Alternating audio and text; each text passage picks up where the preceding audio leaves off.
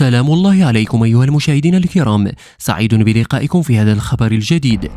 وفاة سيدة بمستشفى ثانية الرمل بسبب إهمال طبي بمدينة تطوان، إليكم التفاصيل.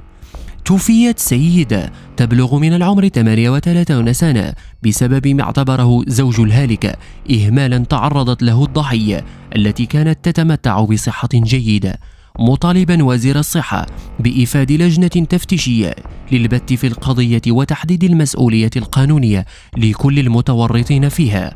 وأفادت مصادرنا أن الأسرة تعاني لحد الساعة من وفاة السيدة التي كانت حاملا في شهرها الثامن، مبرزة أن الأخيرة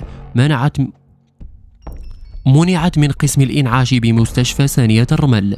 هذا وطلب زوج الهالكة بفتح تحقيق مع الطبيبة التي لم تهتم بحالة زوجته المرضية ولم تقم بتشخيص الحالة، موضحا أن الإهمال هو السبب الوحيد في فقدان الهالكة.